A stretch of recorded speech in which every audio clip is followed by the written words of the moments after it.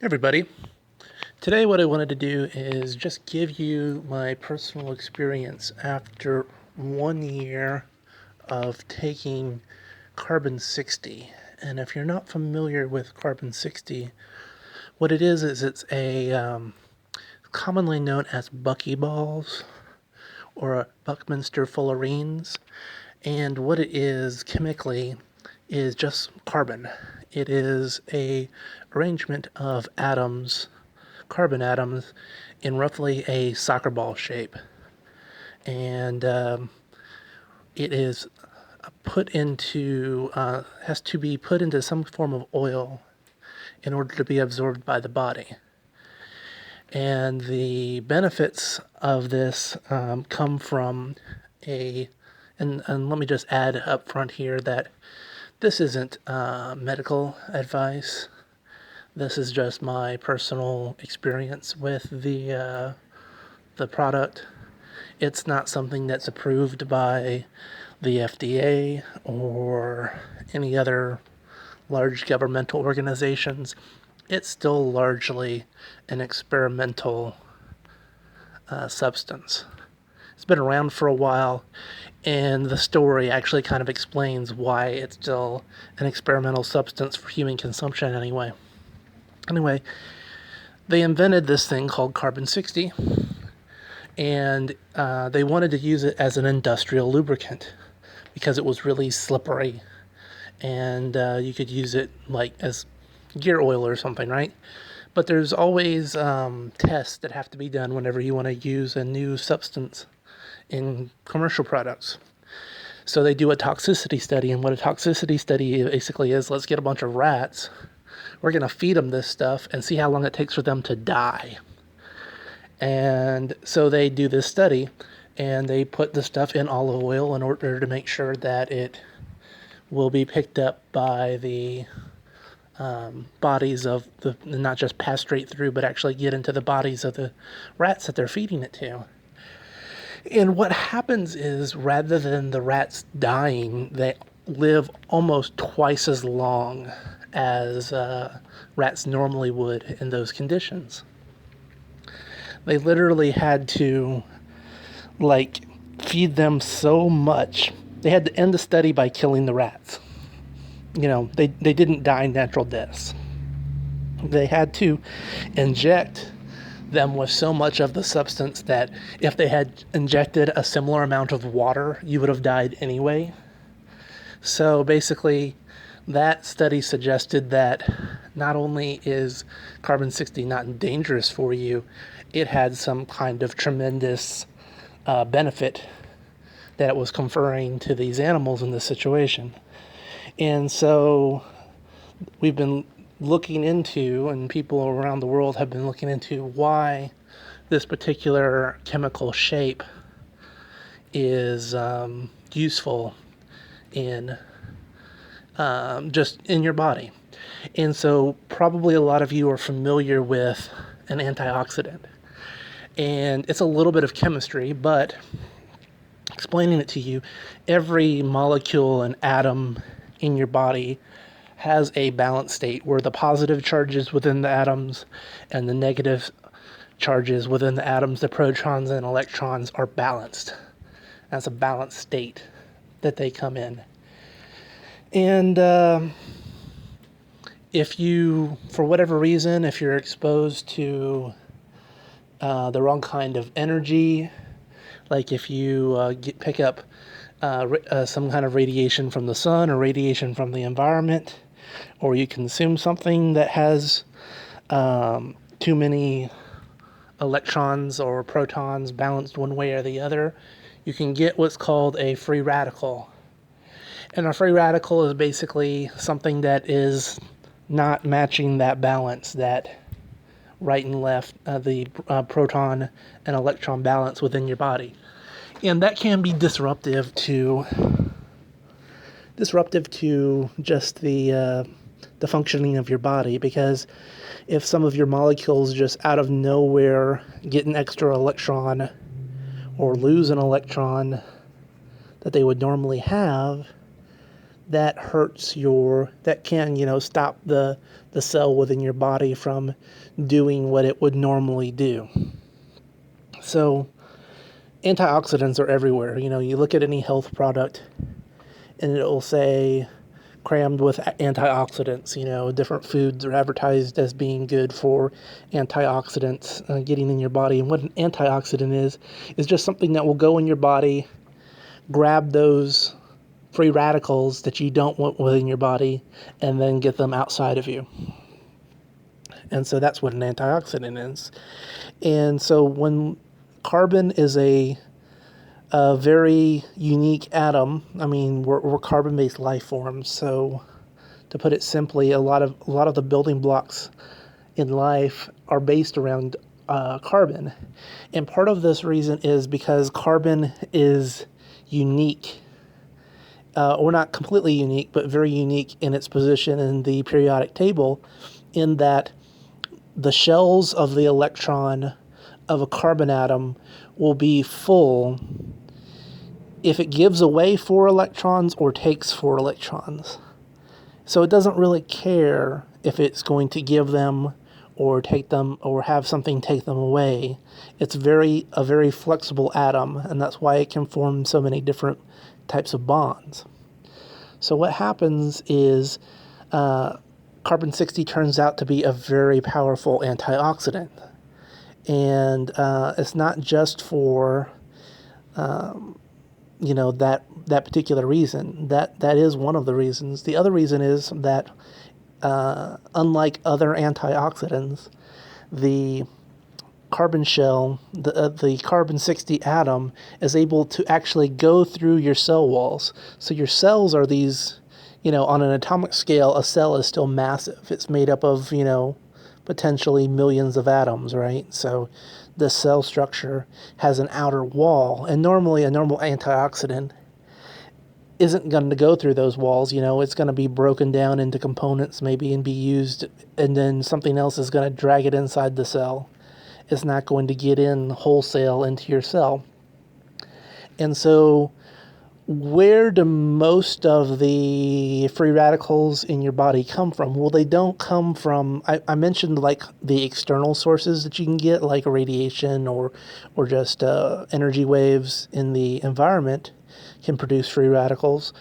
But most of it is coming from internal chemical processes within your body. And that's it called oxidative stress. And that occurs within the mitochondria. Now, the mitochondria are the power centers of your body. That's where, if a cell needs energy, that's where the chemical processes take place for energy to go through. That's the power generating segment of your cells. And that's where most of the free radicals within your body are produced.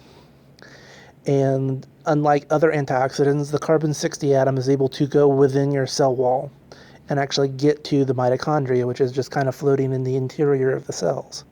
So not only is carbon-60 a great, very flexible antioxidant, it is able to go where other antioxidants aren't able to go. It's able to go to places where the majority of the oxidative stress is being placed on your body. And so it's been listed as being potentially up to 150 times more potent as an antioxidant than vitamin C, which is typically, kind of the gold standard in the health community for what an antioxidant is supposed to do. And this has a lot of impacts on your body because our understanding of the aging process is that the reason you age is these are things called telomeres. They're in your DNA. And every time that a cell replicates, the telomeres are the ends on these.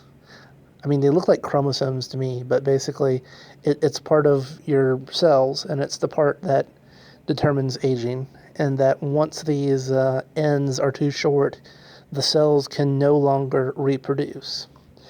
Well, the figure that's being tossed around is that about 90% of the shortening of your telomeres is caused by oxidative stress. The actual normal process of your body powering those mitochondria centers within your body, producing the energy. The only 10% comes from other cell division or growth or outside influences. So this can dramatically open the door. We're still in the experimental phase because this is something that's really only been available on the market for a few years, and it's not really officially recognized yet. All the people who are taking it kind of jokingly refer to themselves as 6-foot-tall rats because they're basically performing a science experiment on themselves by taking this substance that's not officially approved by anyone.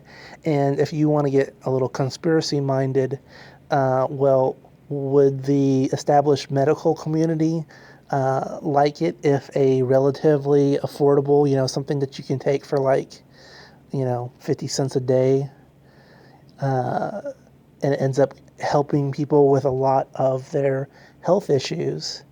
Is the established health community going to want to promote that? And if you're conspiracy minded, the answer is no, because that would affect their positioning within society. Now, I'm kind of a different mind. It's like, yeah, well then all of those guys can go and try to, there's always going to be another disease. It's kind of like what we discover in medical field, that if people stop dying of one thing, people don't really die of the same kind of things that killed people in the 1800s and the 1900s, because we found cures for them, and they'll start dying from something else. And then the doctors will always be necessary to start working on those things. So I wouldn't worry about the doctors too much. But now, since I've kind of laid the groundwork of why Carbon-60 is good, I'm going to get into what it's done for me personally over the course of a year taking this stuff. And I've been taking a teaspoon of it every day in the style that's of the olive oil. I'm not buying the very expensive brands. I'm buying the cheapest stuff I can find on Amazon generally, because I don't make big piles of money. I am on a budget. So I've been taking a teaspoon a day, and I will occasionally take a little bit more if I know I am under the weather or I'm sick and I need an extra little boost. I might up that to 2 teaspoons in a day, but I'm not like chugging the entire bottles of this stuff. This is just taking a sustained amount daily, usually in the morning, with adding a little bit of extra only when I specifically feel like I've come down with something. And honestly, the first thing that I noticed as soon as I started taking the stuff was that my the sleep quality that I was experiencing dramatically improved. And what I mean by this is not something that puts you to sleep. This is not a sleep aid. This isn't something that if you're tired at night, you want to take a teaspoon of, because it's kind of the opposite. Normally, it's something that is going to give you a little boost of energy. Not even as much as a soda or something caffeinated, but it will give you a little energy boost. It's usually something you take in the morning. What it did is improve the quality of the sleep that I was experiencing, and that I was having much more frequent dreams that I noticed as I got older and got into my 30s, that I was not dreaming as much as I used to. And basically, you could say that a dream is a byproduct of, or a necessary condition for you to dream is to have these complete REM sleep cycles, that if you're not experiencing those, you're not actually going to dream much at all, because you can only have dreams when you're in a certain REM state, is my understanding of it. And so I would do my normal amount of sleep and go to bed at the normal time, and I would wake up maybe an hour and a half. Instead of sleeping for 8 hours or 9 hours, I'd sleep for 6 hours or 7 hours. And I would be waking up every day, an hour before my alarm goes off, with or an hour and a half every single day before my alarm goes off, and I would wake up and I would feel completely refreshed, like I had slept those extra 1 or 2 hours, but instead I just got through those REM cycles neatly and cleanly. I didn't have disturbed sleep as much. I would wake up, if I woke up in the night, I would wake up one time, because usually if you're going to sleep 6 to 8 hours, you're going to go through 2 REM cycles. And so I would wake up once and, get up and go to the bathroom or something and go right back to bed. So that was the first thing I experienced, is that my sleep quality just launched off. Just better quality sleep. And I guess, most of you will know that a lot of your body's recuperation, the immune system, a lot of other things are only really doing their most work while you're sleeping. So anything that improves the quality of your sleep, if you're not getting good quality sleep, anything that improves that area is going to have a wide-ranging effects on many other areas of your health and well-being, because the quality of your sleep has improved. The next thing I noticed is a lot less inflammation in general. I am a bigger guy. I am 6'2", and I push 300 pounds. And I know I am overweight, but I have always been overweight in my life. I've been mildly overweight. I consider myself mildly overweight because I don't let it affect my mobility. That basically I'm still walking 4 or 5 or 6 miles a day. I have a job where I can walk or must walk. I do, manual labor every day, at least a little bit. So I had a problem with my body feeling kind of out of balance. I went to see a chiropractor and spent $400 at a chiropractor trying to get them to help me with my hip, because I had this constant kind of gnawing agitation in my hip. And it wasn't horrible, but it was always noticeable, and it was kind of nerve grating because it was just kind of always there. And I would stretch and I would bend and I would do sideways karate kicks, and nothing seemed to get rid of that agitation that was in my hip. And when I started taking the Carbon 60, gradually over the course of a few weeks, that went away. And then if I noticed anything going on with my hip, it was much less noticeable, much less severe, and I found much less reason to take, your normal kind of over-the-counter pain relievers like, an ibuprofen or something of that nature. For that problem. I just didn't feel the need to do that as much as I did in the past. Also, occasionally I would get usually a pressure-related headache, whether that's from changes in the weather or from allergies, nasal congestion. Not very often, but we have some Zyrtec in the, I don't know if we call it Zyrtec or Claritin. And every once in a while I would feel the need to take one of those and maybe pop a couple of ibuprofen to take the headache away from a pressure headache caused by those symptoms. And I don't want to say I never get those anymore, but it just feels like they're drastically reduced. And when I get one, it's a doozy. The little mild ones that used to push me over the edge and make me go for an ibuprofen every once in a while, those I can seem like I can work through now, whereas before I didn't feel like I could. And when I get one, it's just only the worst ones are left, right? And when I feel one of those worst ones, I go and get the ibuprofen.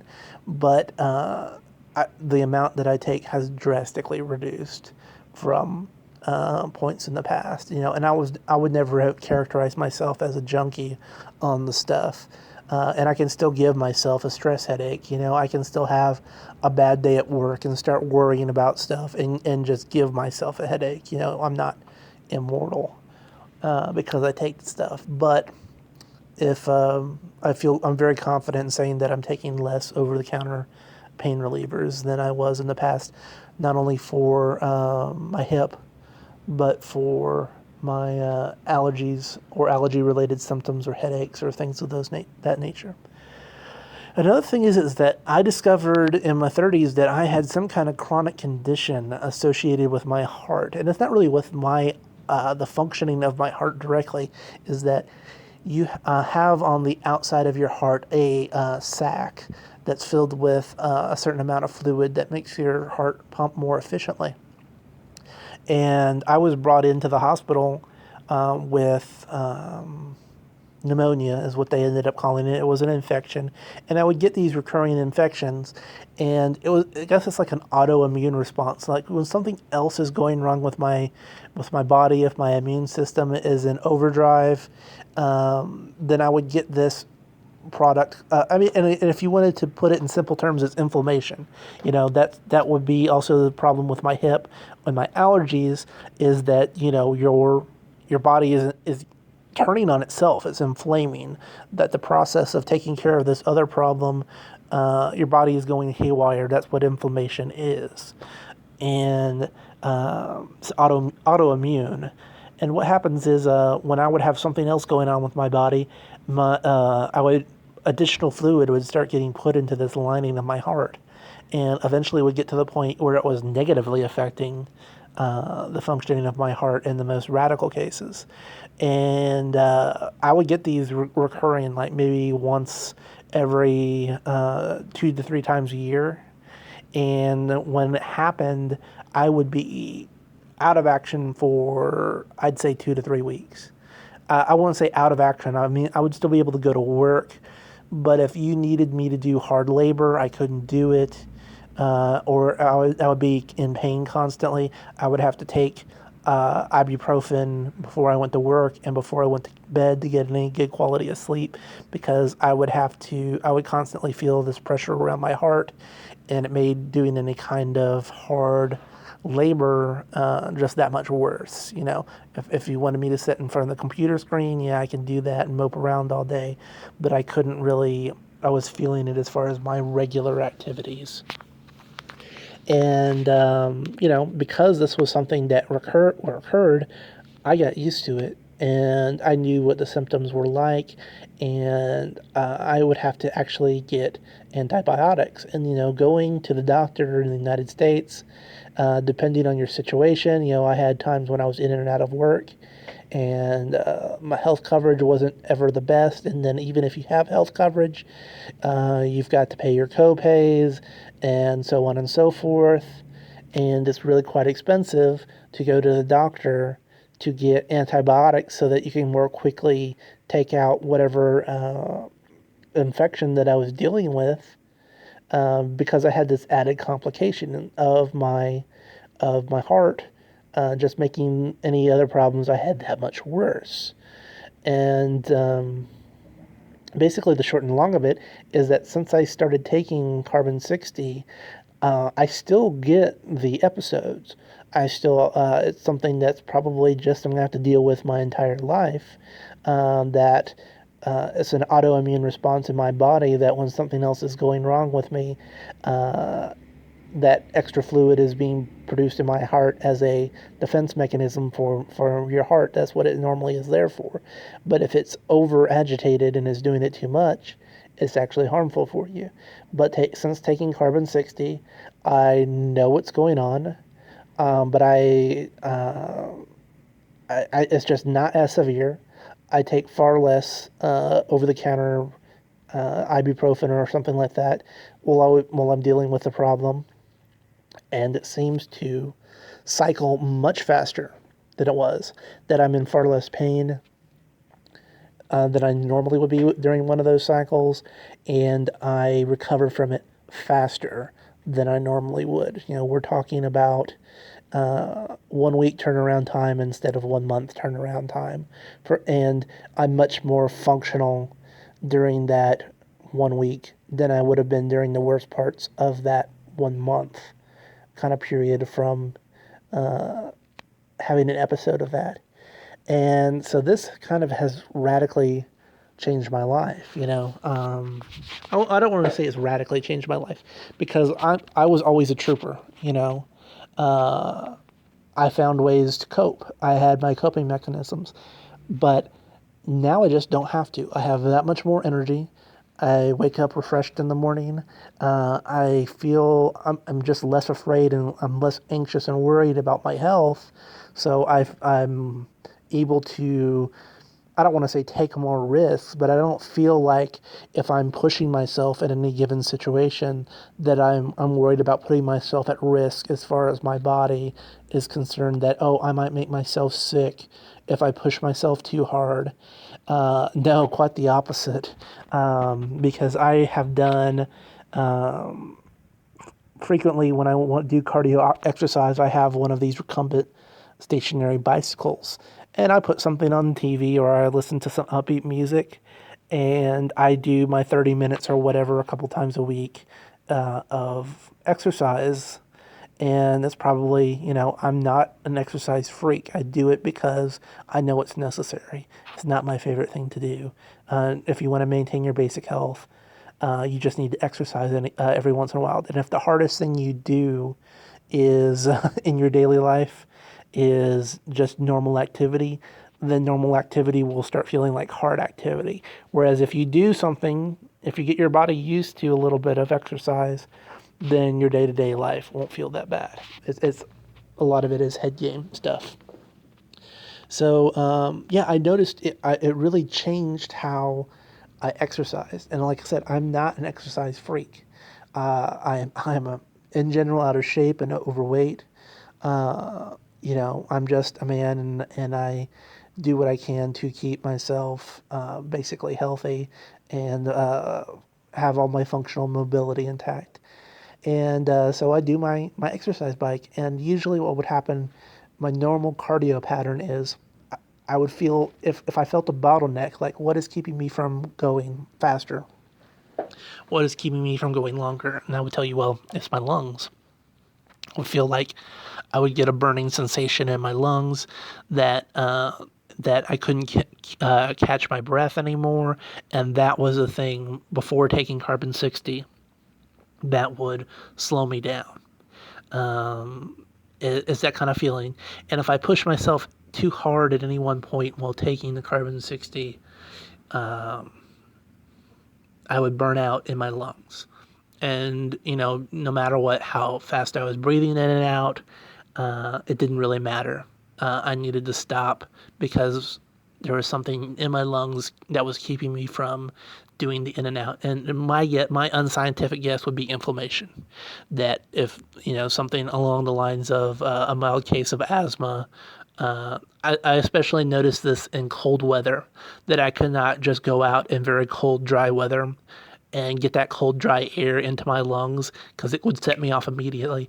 And if I did that, if I pushed myself too hard in those kind of conditions, it didn't matter if my legs felt good or the rest of my body felt good. I just couldn't keep going at that point. After carbon 60, it's completely different because I will be able to. Used to be before, like I would try to focus on setting a moderate pace and going for a long period of time. That's what I used to do. Like, let's go for 30 minutes or 45 minutes at 10 miles an hour. Let's just do that. Let's not push it. Let's not do sprints. Let's just do a steady pace the whole time. Because I was afraid of hitting those spikes. And then if I crossed a certain line and pushed myself too hard, because I was going for calorie burn, right? And baseline cardio. I wasn't trying to push myself. So if I pushed myself too early, I wouldn't get the calorie burn that I needed. So I had to maintain that kind of slow and steady pace that would allow myself to reach those goals. Now I don't have to do that. Now I can get on the exercise bike and I'm like, yeah, let's see how fast I can go. And the bottleneck is no longer in my lungs. My lungs are fine. My breathing rate is fine.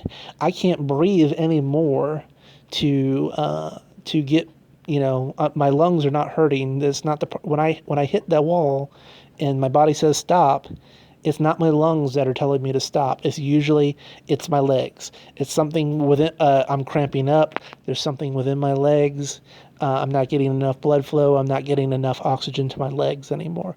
So I've radically moved where my as an unathletic guy, where my bottlenecks and break points were within my body. Now I can go do sprint. It's like, hey, let's go 15 miles an hour. Let's go 18 miles an hour. I'm not going to hold that, but let's spike it and see if I can hold that for a minute or 2 minutes and see what the result is, right? And what I've noticed is I don't peak out. Like if I do this, like I was like, oh yeah, my leg, I'm feeling a little tired in my legs.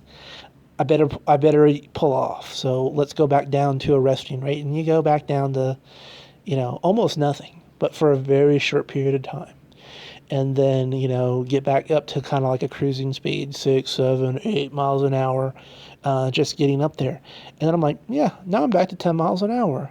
The fact that I took that spike in activity had no negative effect on my ability to keep going at a normal pace after that. And I could recover after a while at my whatever baseline pace I was going, like 10 miles an hour. It's like after a few minutes, I'm like, hey, let's go for another spike again. Let's push it again and see where I can go. So basically, I'm more able to go to high levels of short-term action without worrying myself about burning out while I'm doing athletic competitions. And that kind of really makes me excited for people who are more motivated individuals than myself who are athletes. But I can definitely say that, and as far as my personal experience, I'm going to be continuing to take the stuff. It's been great for me. It's really helping me in my day-to-day life. I have a much more positive outlook on my life because my health has improved, and for marginal cost. We're talking about something that cost me 50 cents a day. It's not like I'm getting an Obamacare bill for $3,000 all the time because I have to go see all of these doctors and whatever else, and a big chunk is coming out of my paycheck for some kind of serious medical operation. It's like, no, I just go online and I order this stuff, and I have a favorite supplier, but I'm not here to sell it to you. I'm not here to pimp any single company. If you go Google search Carbon 60 and go on the big websites, you can find it on Amazon from like tons of different people and tons of different private websites. So I'm not here to sell it to you. I'm just here to tell you what it did for me, and that I'm going to keep buying it. So I would recommend everybody take it, honestly, because it's just a good anti-aging and good for basic energy. And if you have any kind of health problem going on, because I've had zero negative side effects from it, and it just seems to be picking up in the online community. It's just that you have to be brave enough right now to take it on your own without official approval from government sources and the medical establishment that probably just don't want to see it approved because it threatens their economic base. It threatens their position at the top of the pyramid, their protected class. If something like this comes along and lets people live longer lives and healthier lives, that's relatively cheap and easy to make. Anyway, I hope you guys found this useful, and hope you guys have a great day, and I'll see you when I make my next video. Bye.